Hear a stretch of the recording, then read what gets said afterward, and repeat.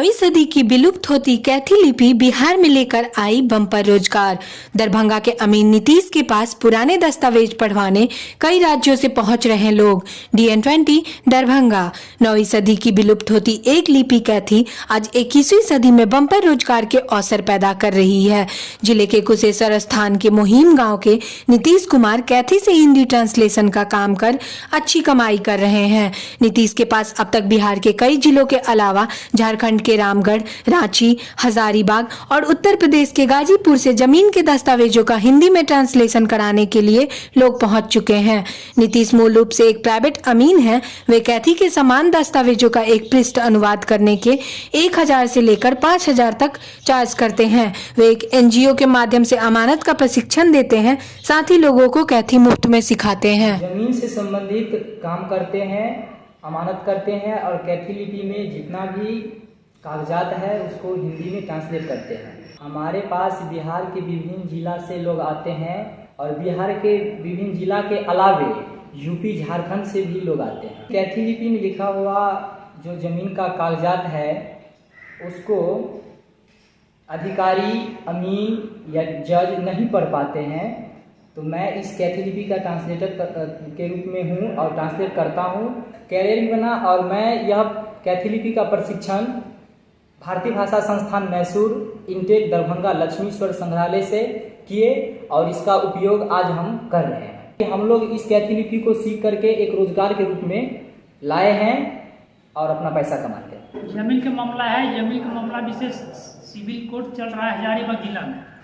इसीलिए जज साहब ने बोला कि कैथी लिखा पढ़ा साहब ने कोई नहीं पकड़ पा रहा है, इसको हिंदी करवा के लाओ।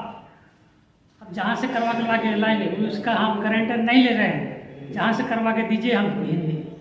तो हमको पता लगा कि बिहार में मोबाइल के जरिए से यूट्यूब पर इसका नंबर गया। नंबर उसी के आधार पर इसे पता करते करते हम दरभंगा जिला के एक लड़का का नाम पर हम खोजते खोजते पहुंच गया है और इसी के कारण से हमारा सिविल कोर्ट चल रहा है। 2 साल पेंडिंग हो गया है।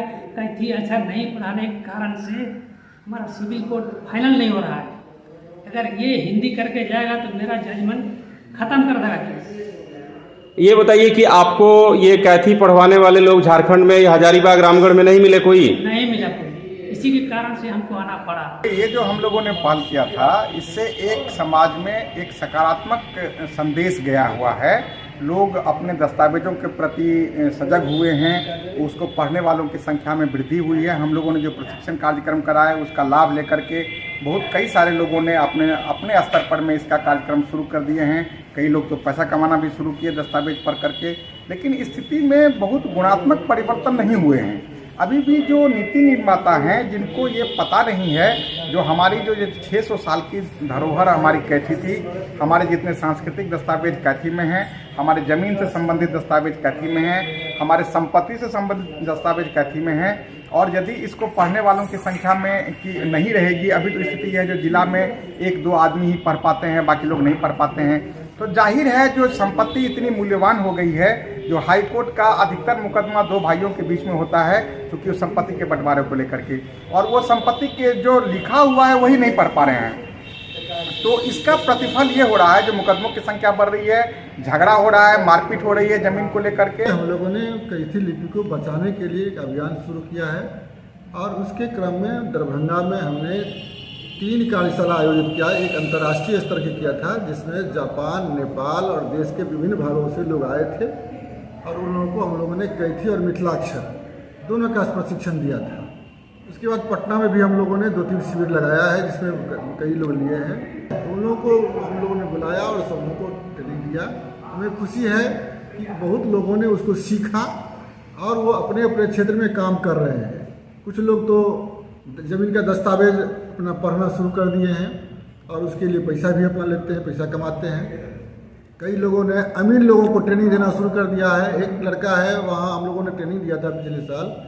अभी वो सहरसा में महिषी गांव में एक सेंटर खोल के और वो कैथी का ट्रेनिंग दे रहा है और अमानत का ट्रेनिंग दे रहा है। तमाम लेटेस्ट खबरों को सबसे पहले देखने के लिए सब्सक्राइब करें डिजिटल न्यूज़ 20।